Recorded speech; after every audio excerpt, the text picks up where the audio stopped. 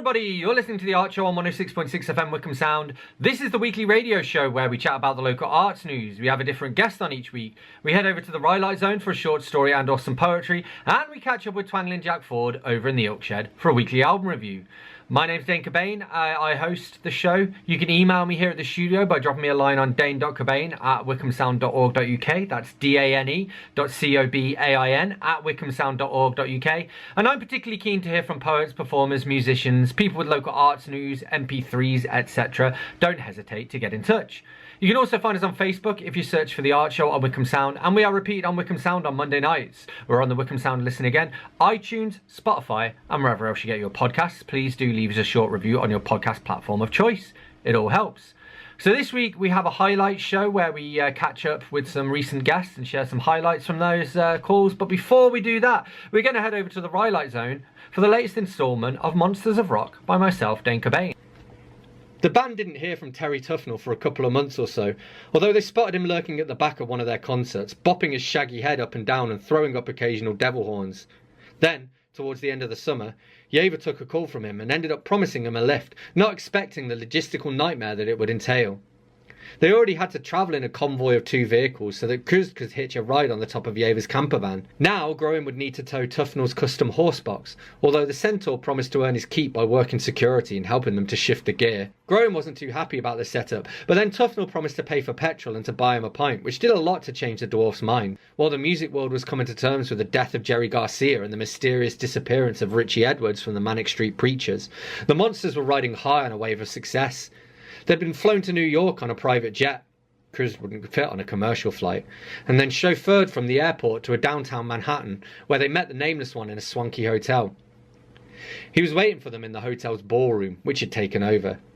His black banners, with their flaming red fists emblazoned across them, hung from the rafters, and the shadows were filled with the horrendous faces of his orc army. The chandeliers were lit up with 1,000 candles, but they could barely shine through the darkness and the mysterious black fog that swirled around the Nameless One and his imposing throne. The band walked up to him sheepishly, with Ramstick taking the lead. "And who are you?"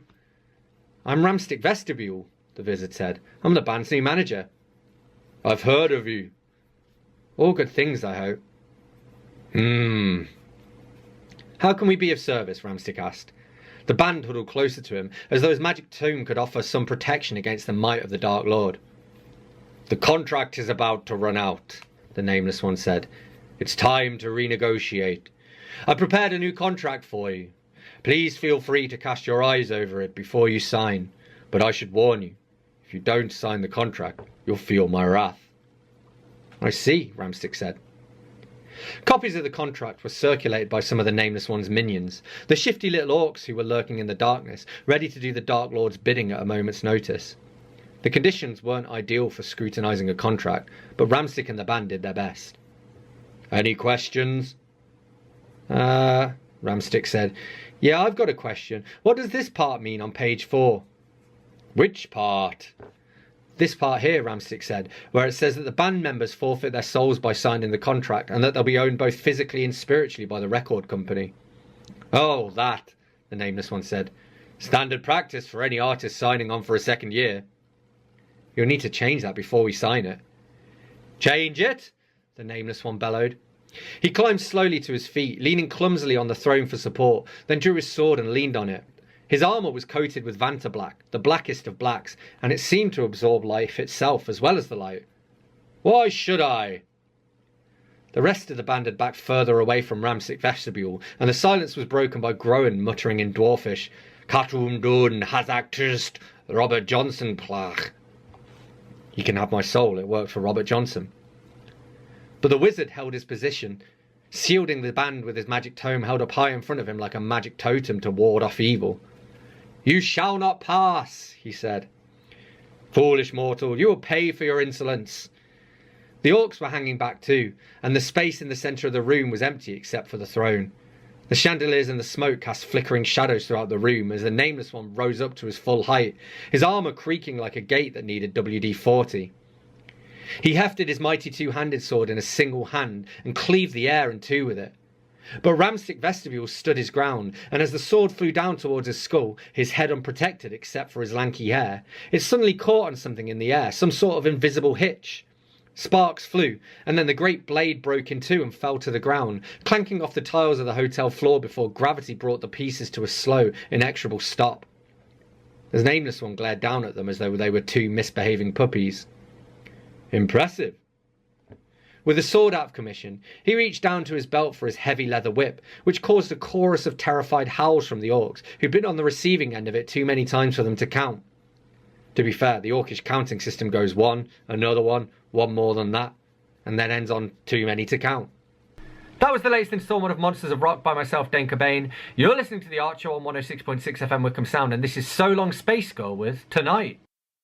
You made me realize that you don't want me here. I tried to be what you want.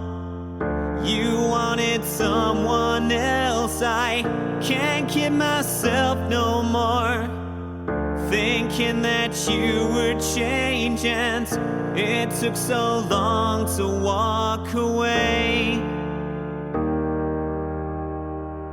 I said you don't love me. You said it's in my head, but it's not that hard to say.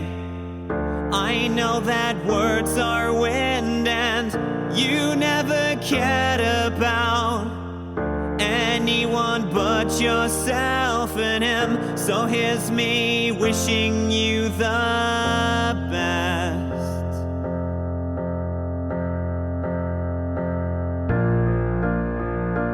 Don't worry about me, I will be just fine. This will pass me by, and the pain will fade with time. I will get through this if I get through tonight, and somehow I will find a way to move on with my life.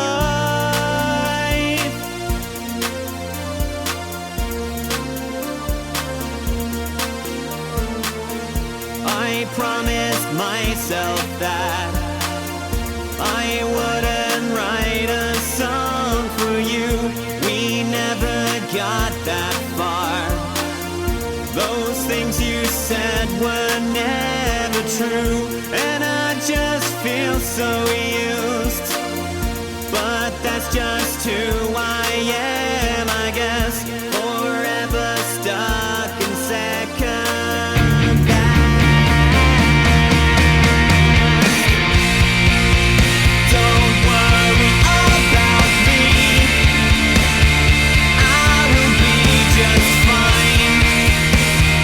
This will pass me by, and the pain will fade with time. I will get through this if I get through tonight, and somehow I will find a way to move on with my life.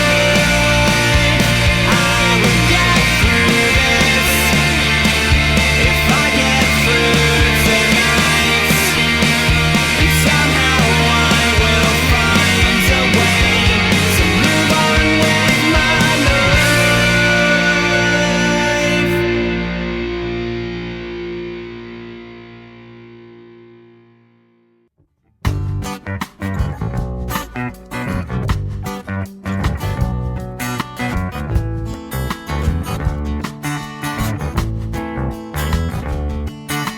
I'm still thinking over what you just said, that what happened way back, we were only late. The lack of true communication, folks doing right by the other, a sad story by its cover. If we had been honest and let our feelings show, we could have taken a different path, but how were we to know?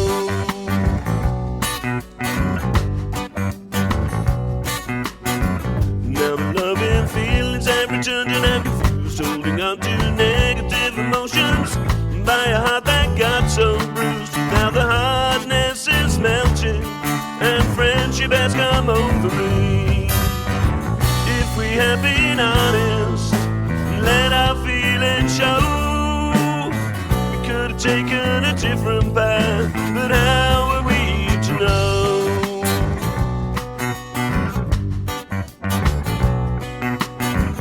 Now the hardness is melting and friendship has come over me. Who knows where destiny will take us? Water under the bridge flows free. If we have been honest, let our feelings show. We could have taken a different path, but how are we to know? I feel a healing happening, even though it was long ago. Maybe it's time for happiness, if I just take it slow. If I just take it slow. If I want to love again without the baggage of the past, I need to release old pain for a new love to last.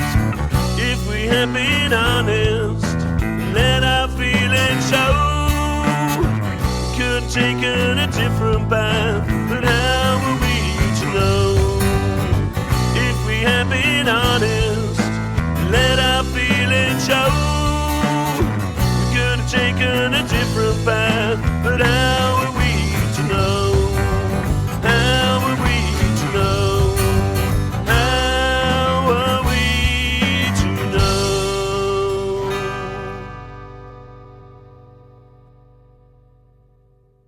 That was How Were We to Know by Annette Valentine, and before that we had Tonight by So Long Space Girl.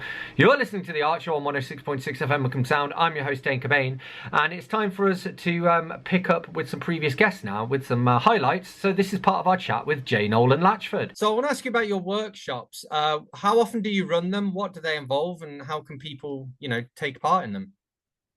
So I run generally about 10 a month that are open to everybody.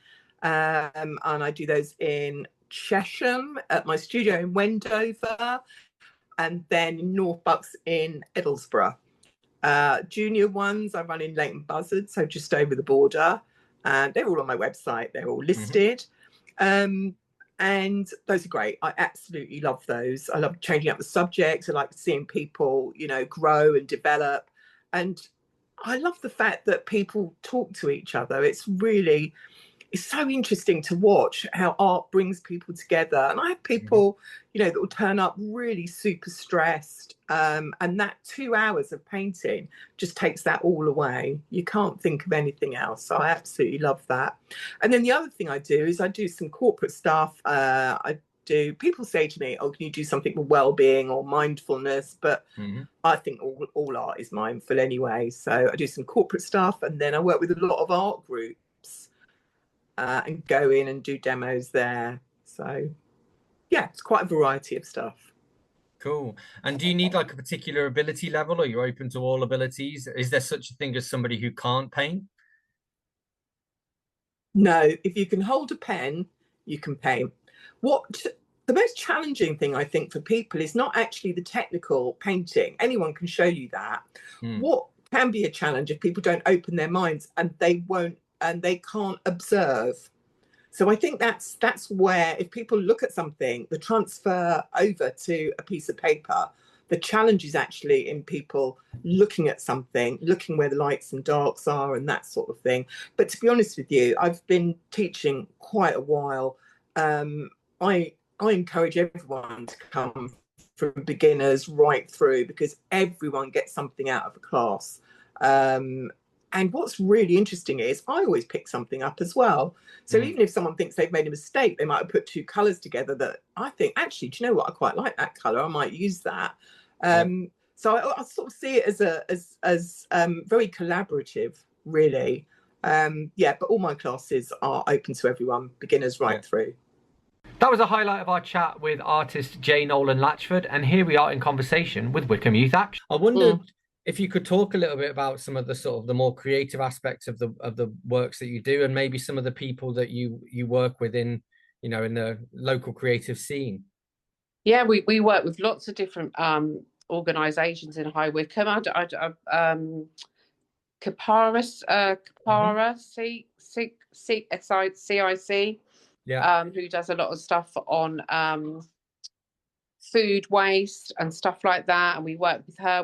We've done projects with her to try and teach children about not how not to waste food, how we can grow our own food. We do lots of environmental projects as well.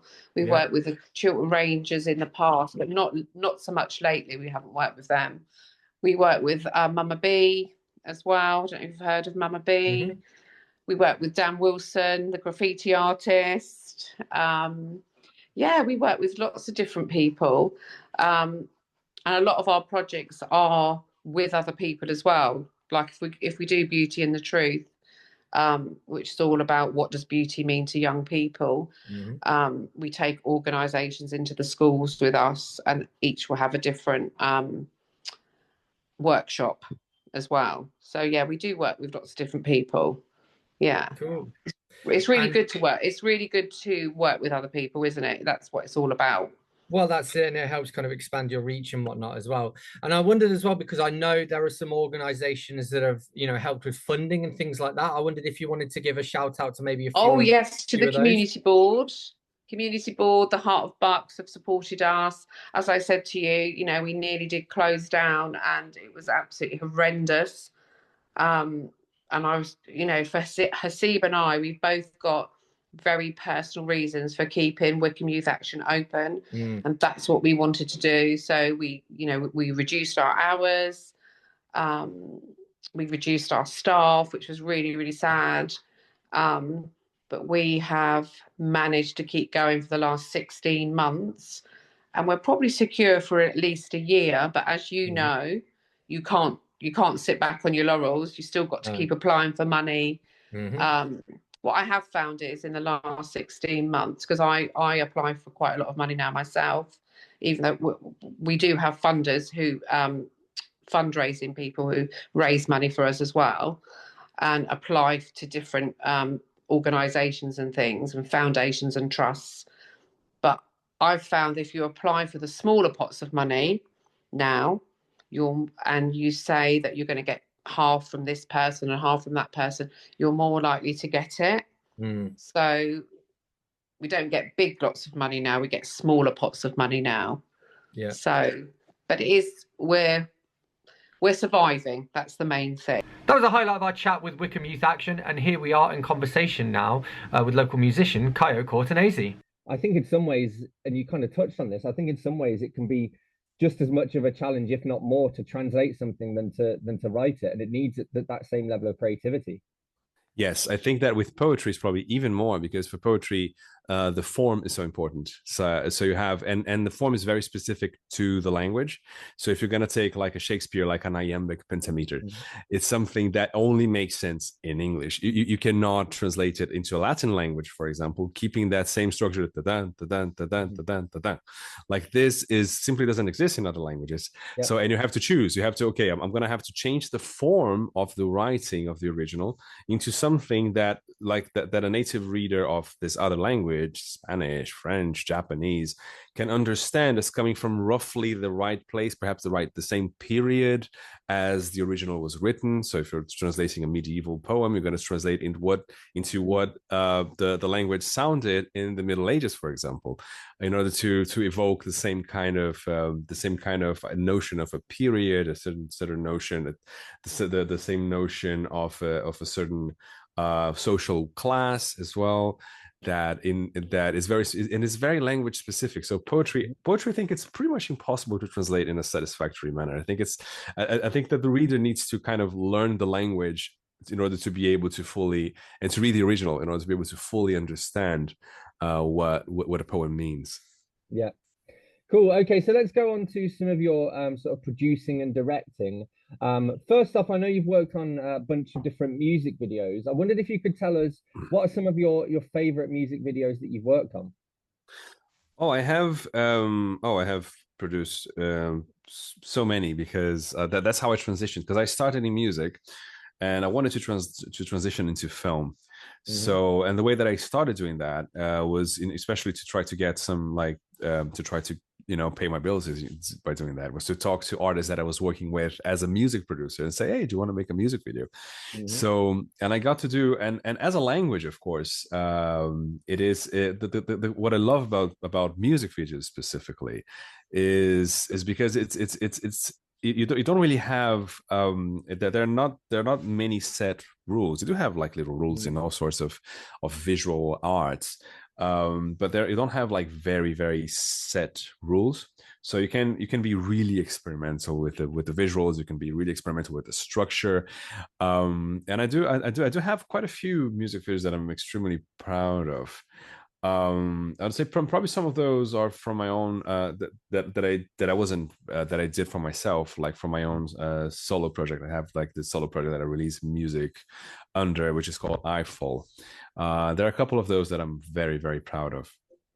That was a highlight of our chat with local musician Caio Cortonesi. You're listening to The Art Show on 106.6 FM Wycombe Sound. I'm your host, Dane Cobain, and this is the incredible Kit Goff with Let's Not Be Naked.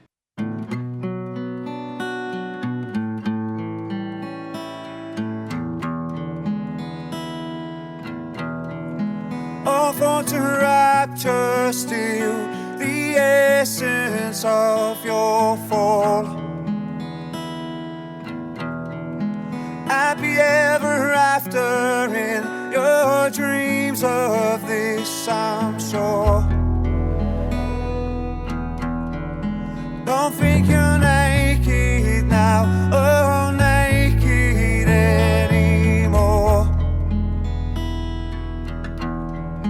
Don't think he'll make it now, oh this I'm never sure.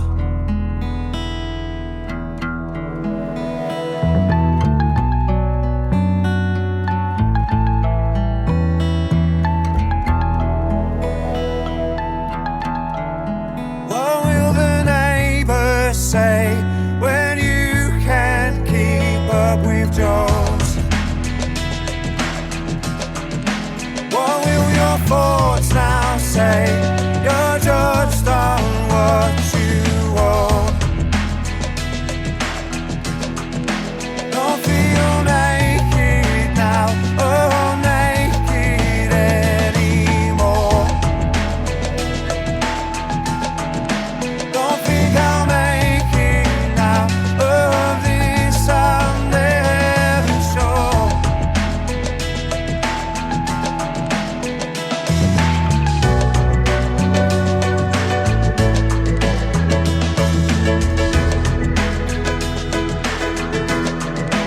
All for the rapture still the essence of my fall. Happy ever after till the walls are around. Oh, don't feel naked now, oh naked anymore. Don't feel naked now, oh naked anymore. All forms of rapture still the essence of my fall. That was Let's Not Be Naked by Kit Goff. You're listening to The Art Show on 106.6 FM Wycombe Sound. I'm your host, Dane Cobain. And it's time for us to catch up now with some more highlights. This is a highlight of our chat with Paul Natress. And you mentioned, again, a lot of, how a song can be inspired by emotion, things like that. I wondered if there are any sort of common themes in your songs, whether it is a common emotion, common lyrical themes, common metaphors, even like common genres or anything like that. Is there anything that sort of ties your songs together?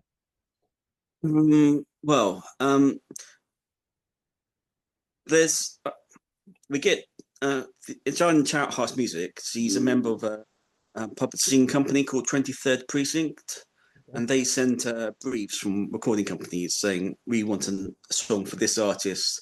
They give you references of how they want it to sound like and what the theme is got to be like, and they give you various, it has to be this, has to be that.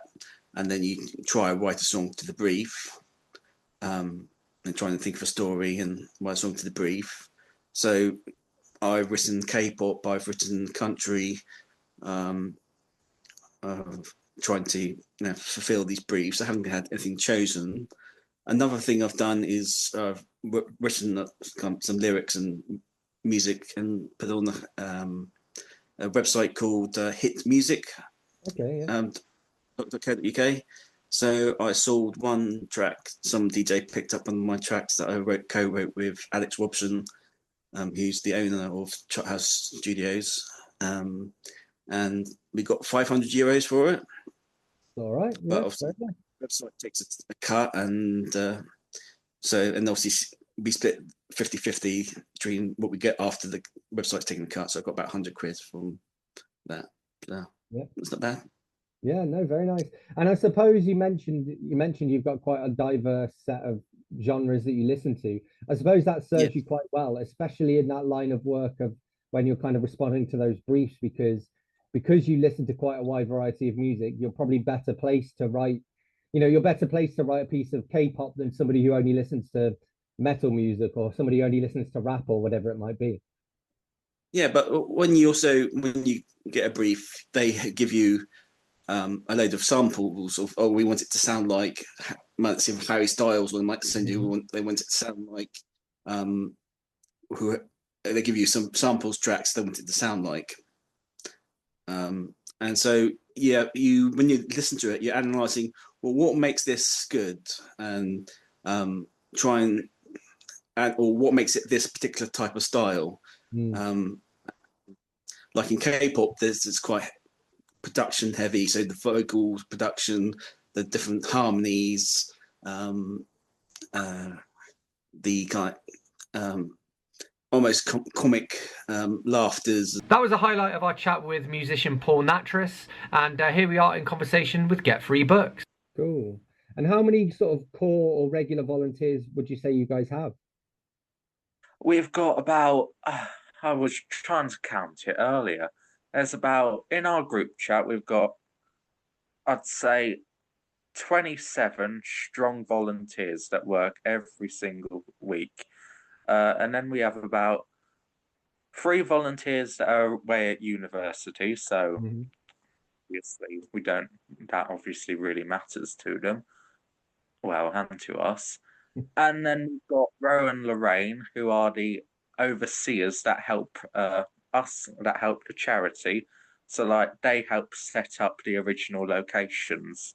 So like us in High Wycombe, and then we've got another shop in London. So they're constantly ping-ponging back along the country, looking after all these shops. Yeah. So yeah, that's why they gave me and Richie. So we're the main key holders to the shop. So we're in charge of the day-to-day running of it. Yeah. And making sure it's still standing, which thankfully it has. Yeah, for sure. So a couple of questions I want to ask about the books in particular. You must have come across some very unusual books in your time there. I wondered if there were any that stand out as particularly unusual books that you've seen. We have got a couple of books. What's the weirdest one I've seen come in? We had a book from the 1700s come in once. We're currently having that binded for us because it wasn't in the best of condition, but we're hoping to maybe get some money for other charities. Yeah. Hopefully. We've had a couple of cancelled celebrities books come in, which we don't know what to do about. So currently they're in a box at the back of the shop, waiting until, well, someone either looks through it. And yeah, but we can't put some of them out because, not at all. I can imagine. We have had a lot of old Bibles. Yeah. As well as a kid's book from 1971, an old copy of The Wind in the Willows. So you'll never know what you'll get in a day. Yeah. But yeah, I mean that box, I'm gonna have to have a look through that actually. reminded me. That was a highlight of our chat with Alexander from Get Free Books, and here we are in conversation with local artist Jan Gaska. Well, it's interesting because obviously you do everything from, I've seen you do sort of views of the, from the town centre, and then you've done, the kind of the opposite of it, and a piece in the countryside as well. So how do you decide upon what you're going to actually depict? I sometimes I see something at the corner of my eye, and I don't know why I like it, but I suppose like by doing it, I work out why I like it in the first place. So it's like an exploration, really, why I chose that particular site, and I find like, so once I've painted in one place, I suddenly find loads of other places to paint views around the in the vicinity as well, which it opens things up for me, really. Yeah. And I suppose, do you feel like you learn about yourself in terms of, again, that sort of exploration of being drawn to a view, not really knowing why, and then kind of uncovering that during the painting? Does that teach you more about who you are?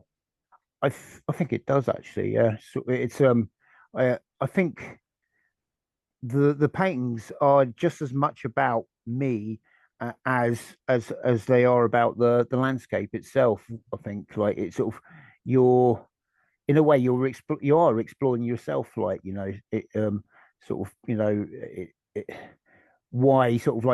would pick a certain view, and also there are other reasons why I would pick a view as well, because a lot of it's actually to do with memory as well. So I remember times when that are associated to that view as well. It's and actually when I'm painting, and like you say, I discover myself, I actually discover memories that are associated to it that I've forgotten as well. That's interesting.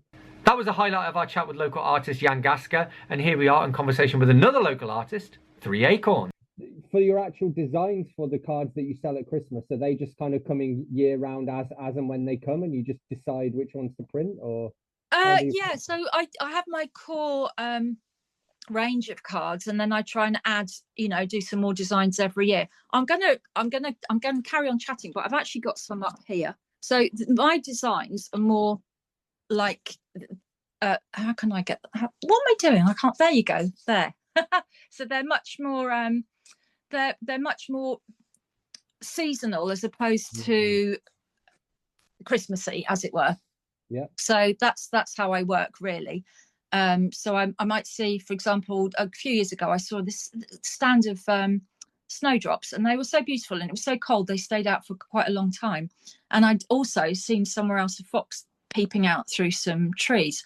So those two components came together with this fox design, with all the snowdrops and all the little snowflakes and everything. And that's pretty much how I work. But yeah, my love is more the winter designs and the Christmas cards, I think. Yeah. I love doing those.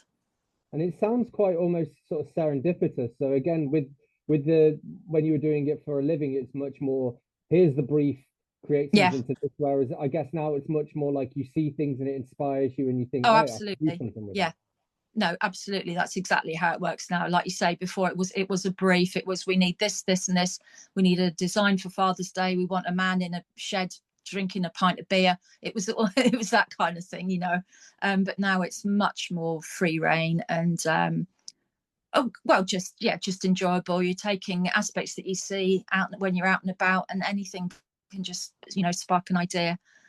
Like you say, we're just so lucky with the countryside around here. You're always going to see something that gives you an idea. Yeah, always. Cool. So what are some of your best-selling designs? That hair one I just showed you, the fox in the snowdrops that I just mentioned as well. I think if I can't find it, I won't bother. But that one's a real good seller, the fox one. I'm just trying to think of what some of the other ones are. Yeah, but again, it is. Oh, there it is. Just found it. So this one is a real. This one is a real. Don't know if you can see that. That's a real bestseller. The fox design with the snowdrops, and then I'm branching out more into paintings as well and prints. So this one sells really well as well. So you can see I use a lot of blue. I love the colour blue. So I use a lot of blues, a lot of greens.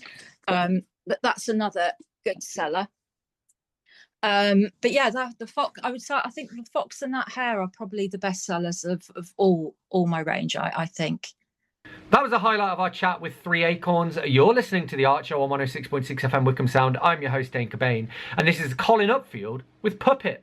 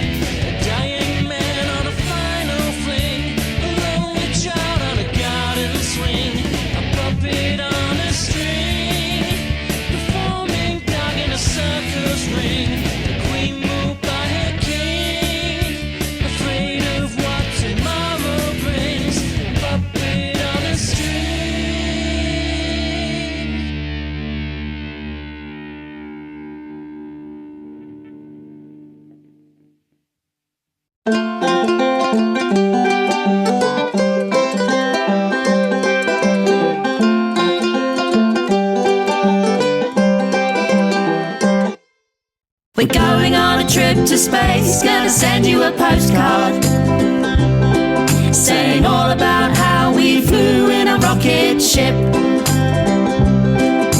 The stars are passing by, give us a wave as we fly.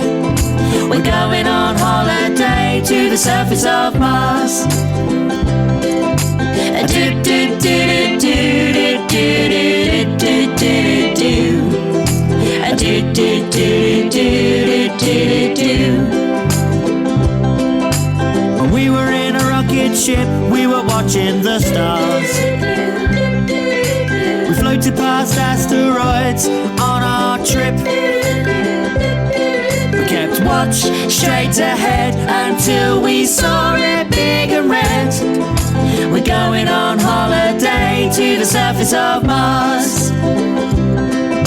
A do do do do do do do do do.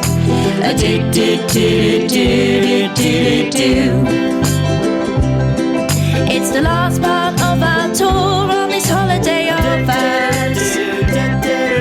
We're going to a park that's all covered in ice. We've got on our warm clothes from our head down to our toes, throwing snowballs on holiday on the surface of Mars. We're sitting here writing you a postcard. We'll send it to your first class. We're gonna tell you what we did on this extraordinary holiday to Mars. When we get back, we're gonna look at our snaps while we have some drinks and some party snacks. Look at the sky and wish we were back. We've been on a trip to space. Did you get our postcard? Saying all about how we flew in a rocket ship. The stars are high in the sky. We'll wave as you go by. With you go on holiday to the surface of Mars. Do do do do do do do do. Do do do do do do do. The stars are high in the sky. We'll wave as you go by. When you go on holiday to the surface of Mars. When you go on holiday to the surface of Mars. Whoosh! That was Postcards from Mars by Luna Barge, and before that we had Puppet by Colin Upfield. You're listening to The Art Show on 106.6 FM Wycombe Sound. I'm your host Dane Cobain, and it's time for us to head over to the Oak Shed now to catch up with Twangling Jack Ford for this week's album review. To Pimp a Butterfly, Kendrick Lamar. To Pimp a Butterfly is on one CD, but it is essentially a double album. I have listened to it maybe half a dozen or more times, and I have researched it on YouTube and Wikipedia, but I feel I have only scratched the surface. I was not as blown away by early hip-hop as some were, as I'd already acquainted myself with dub reggae and toasting. I had a Virgin Records reggae sampler album with a number of dub tracks, and I played it a lot, and I dreamed of owning a Wem copycat tape delay, which one day I did. I was also not as appalled by rap as some were. I have never been one of those rock fans who claim to like all music apart from hip-hop. Of the early hip-hop that got played on the radio, I really liked The Message and White Lines by Grandmaster Flash, but I thought they were probably the best that it would get, and I did not predict any kind of future for hip-hop. I later quite liked Public Enemy, with their strong message and Chuck D's amazing voice. And I actually took the album by the Disposable Heroes of Hypocrisy out of the library because of the song Television, Drug of the Nation. But I've never been tempted to do any kind of hip-hop deep dive. If I like a hip-hop track, it is usually because of the samples or the production. I like Beyonce's Crazy in Love because of the sample, much as I like the one that samples the Harlem Shuffle. I like the Kanye West track Power that samples 21st Century Schizoid Man, not just because of the King Crimson, but also because of the chanting. Often producers make samples do things they were never intended for, and they often create something that would never have been created if it had not been intended as a rap backing track. However, sometimes, dare I say it, I think the rapping gets in the way. It seems to me that to truly understand hip-hop, you need some awareness of a mythology that makes Game of Thrones seem like the Three Billy Goats Gruff. It is like a 3 times weekly soap opera that I last checked into when Jay-Z played Glastonbury. I tried to watch Kendrick Lamar on the Glastonbury coverage, but I found the spectacle too distracting. However, I did watch the controversial Super Bowl performance, which I actually enjoyed. It was much less serious, and he seemed to be having fun with Serena Williams doing that crip walk. I don't study lyrics, and I don't need to understand everything. After all, I do listen to quite a lot of Italian opera. One of the things I like about Kendrick Lamar is that his cadences are not the same old rap cadences that I have been hearing, whether I like it or not, since the Sugar Hill Gang. One of the things the experts will point out is that in places he is performing a poem, but then it all sort of sounds like a poem to me, only some of it does not rhyme. On my first play of this CD, some of the tracks really stood out, possibly the least hip-hoppy ones. The first track on the album was quite interesting, but it was the second track that really got my attention. One of the reasons I bought this CD that I had heard he uses a lot of jazz, and on the second track he raps in a rather slinky way to real musicians playing real jazz. However, I did not find this that radical. I'm sure I've heard Shakespeare performed in a similar way. I'm sure the beatniks recited Ginsberg to sax and bongos. This album was made 10 years ago, and in the last couple of years I have seen a local jazz combo performing jazz rap. With the inclusion of complaining female voices and the underlying theme of gang culture, it made me think slightly of West Side Story. But then I am often prone to comparing things to West Side Story. The next track that grabbed my attention was the song King Kunte. It uses the one thing that will attract a rock audience to a hip-hop track. Well, it is the one thing that will attract me anyway, and it is that Michael Jackson Billie Jean beat. It is probably the thing that made me like It's Like That and That's the Way It Is by Run DMC. One of the great things about this album is the backing vocals, and on the track King Kunte they nicely punctuate Kendrick's fairly conventional rapping. Overall, I found that most of the earwormy bits that stayed with me were the backing vocal lines. The third track that stood out is the most obvious. The song is called I, and it uses a sample of Who's That Lady by the Isley Brothers. It has a very catchy chorus where he simply sings I love myself. On further listens I found a very rocky track called The Blacker the Berry, which has an ascending keyboard line that builds to a climax as the vocals become angrier and angrier. It even introduces a rapper with a much deeper tone to bring home the message. I checked out a live performance to see if it really was a keyboard or real horns. On the live performance it was a keyboard, but he was performing with a fairly small band to a real rock audience in Austin, Texas. And the thing that really impressed me was the use of heavy guitar power chords to give the whole thing a bit more oomph. I also really like the track What a Dollar Cost, which has moody pads that remind me of Radiohead, and I'm also prone to Radiohead comparisons. There are some very complex exotic jazzy chords throughout this album. What a Dollar Cost has a slow, steady hip-hop breakbeat sample and a haunting line that sounds like something from a James Bond soundtrack, possibly played by Miles Davis.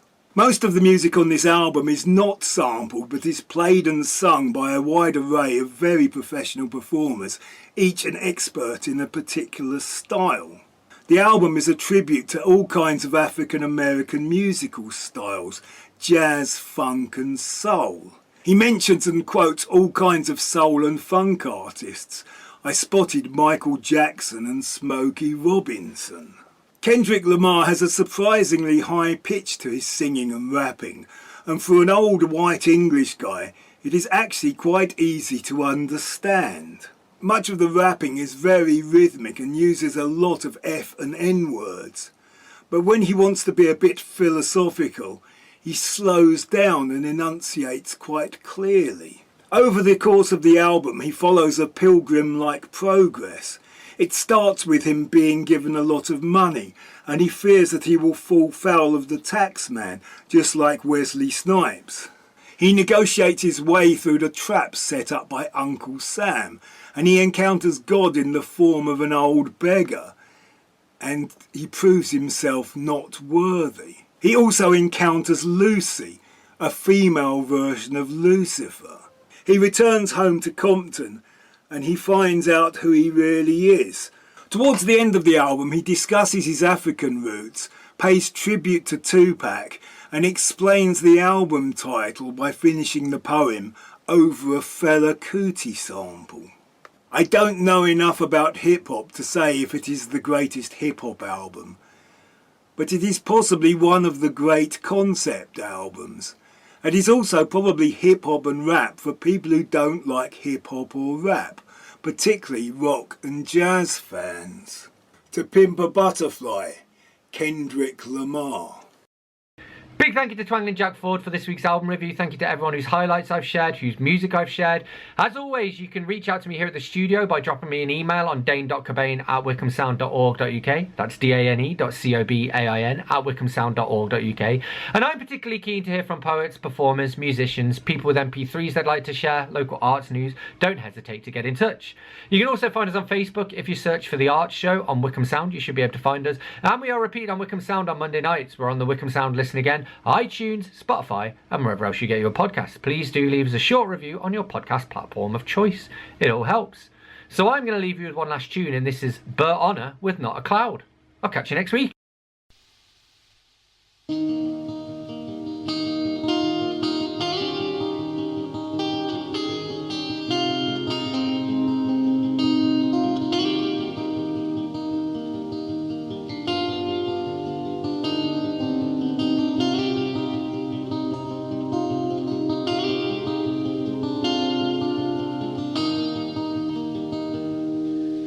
Colder winds are sweeping in, and I'll keep you warm for a while. But I'm human too, and I break like you, and my bones, they chill to ice. No amount of wine can make this fine whiskey, it numbs the pain, but a sober mind can see it's time for us to part again. The rains arrive, and still we strive to keep the dream alive. Though it's not goodbye, as my wings take flight, you'll be always on my mind.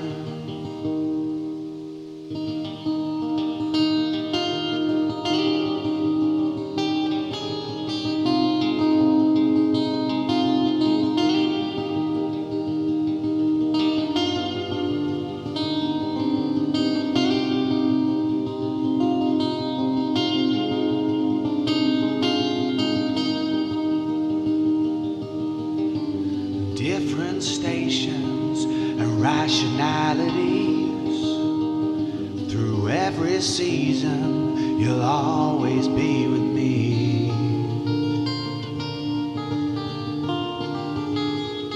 The sun will rise, and I realize the beauty in your eyes.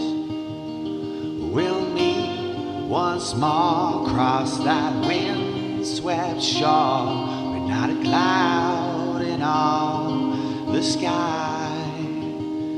Yes, we'll meet once more, kiss like never before, with not a cloud in all the sky.